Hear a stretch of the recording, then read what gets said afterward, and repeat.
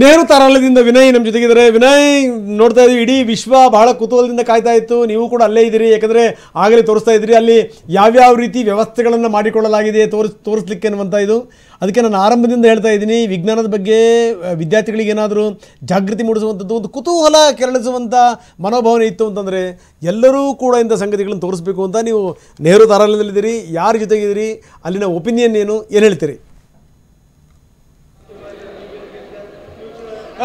ಖಂಡಿತ ರಂಗನಾಥ್, ಯಾಕೆಂದರೆ ಸದ್ಯಕ್ಕೆ ಭವಿಷ್ಯದ ವಿದ್ಯಾರ್ಥಿಗಳಾಗಿರ್ತಾರೆ. ಯಾಕೆಂದರೆ ಸದ್ಯ ಶಾಲಾ ಹಂತದಲ್ಲಿ ಓದುವಂಥವ್ರೆ ಈ ಆಸಕ್ತಿಗಳನ್ನು ಬೆಳೆಸ್ಕೊಳ್ಳೋದಕ್ಕೂ ಸಾಧ್ಯ, ಮುಂದೆ ದೊಡ್ಡ ಮಟ್ಟದಲ್ಲಿ ಸಾಧನೆಯನ್ನು ಇನ್ಸ್ಪಿರೇಷನ್ ಆಗಿ ತಗೊಳ್ಳೋದಕ್ಕೆ. ಇವತ್ತು ಭಾರತದ ಬಾಹ್ಯಾಕಾಶದಲ್ಲಿ ಶುಭಾಂಶು ಶುಕ್ಲಾ ಬಹುತೇಕ ಕೋಟ್ಯಾಂತರ ವಿದ್ಯಾರ್ಥಿಗಳಿಗೆ ಈ ಥರದ ಒಂದು ಮೋಟಿವೇಶನ್ ಅನ್ನು ಮಾಡಿದ್ದಾರೆ.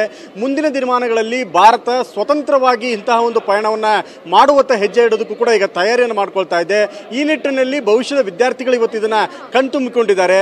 ಅದು ರಾಕೆಟ್ ಎಷ್ಟು ಗಂಟೆ ಕಾಲ ಪ್ರಯಾಣವನ್ನು ಮಾಡುತ್ತೆ, ಎಷ್ಟು ಸಮಯವನ್ನು ತೆಗೆದುಕೊಳ್ತು, ಬಾಹ್ಯಾಕಾಶ ಕಕ್ಷೆಯನ್ನು ತಲುಪೋದಕ್ಕೆ ಎಷ್ಟು ನಿಮಿಷಗಳು ಬೇಕಾಯಿತು, ಗಂಟೆಗೆ ಎಷ್ಟು ಕಿಲೋಮೀಟರ್ ವೇಗದಲ್ಲಿ ಚಲಾವಣೆಯನ್ನು ಮಾಡ್ತು, ಜೊತೆಗೆ ಅದರ ಹಂತಗಳು ಹೇಗೆ ವಿಭಜನೆಯನ್ನು ಮಾಡ್ತು, ಈ ಎಲ್ಲ ವಿಚಾರಗಳ ಬಗ್ಗೆ ಇವತ್ತು ನೆಹರು ತಾರಾಲಯದಲ್ಲಿ ಸಾಕಷ್ಟು ವಿದ್ಯಾರ್ಥಿಗಳು, ಅದರಲ್ಲೂ ಪ್ರಮುಖವಾಗಿ BBMP ವಿದ್ಯಾರ್ಥಿಗಳು ಕೂಡ ಈ ಒಂದು ತಾರಾಲಯದ ವೀಕ್ಷಣೆಯನ್ನು ಪಡೆದುಕೊಂಡಿದ್ದಾರೆ. ಮಾತಾಡಿಸ್ತೀನಿ, ಯಾಕೆಂದರೆ ಸಾಕಷ್ಟು ವಿಚಾರಗಳನ್ನು ಅವ್ರು ತಿಳ್ಕೊಂಡ್ರು.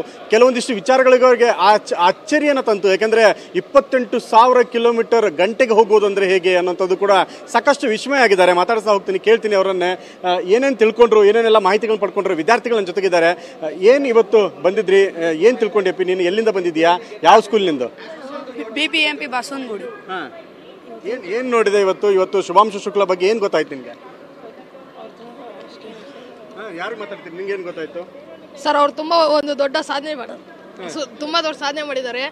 ಮತ್ತೆ ರಾಕೆಟ್ ತುಂಬಾ ಅವಶ್ಯಕತೆ ಆಗಿತ್ತು. ಮತ್ತೆ ನೀರೆಲ್ಲ ಬೇಕಾಗಿತ್ತು ಭಾರತದಲ್ಲಿ. ಎಷ್ಟೋ ಜನಕ್ಕೆ ಇದಾಗ್ತಿದೆ, ಇವಾಗ ಸಹಾಯ ಆಗುತ್ತೆ.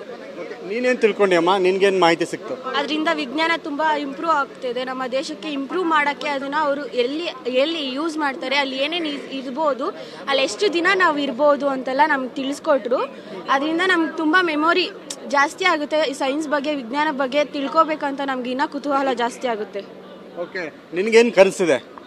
ನನ್ಗೆ ಇಂಜಿನಿಯರಿಂಗ್ ಆಗಬೇಕು ಅಂತ ಹೇಳಿ, ಇದಕ್ಕೂ ಕೂಡ ಸೈನ್ಸ್ ಲಿಂಕ್ ಇರುತ್ತೆ. ಓಕೆ, ನೀನೇನು ತಿಳ್ಕೊಂಡಿ ಅಮ್ಮ? ಇವಾಗ ಸೈನ್ಸ್ ಎಷ್ಟು ಮುಂದೆ ಬಂದಿದೆ, ಇಂಡಿಯಾ ಎಷ್ಟರಲ್ಲಿದೆ ಅಂತ ಒಂದು ಶುಭಾಂಶು ಶುಕ್ಲಾ ಬಗ್ಗೆ ಗೊತ್ತಾ? ಅವರು ಭಾರತದ 2ನೇ ಗಗನಯಾತ್ರಿ.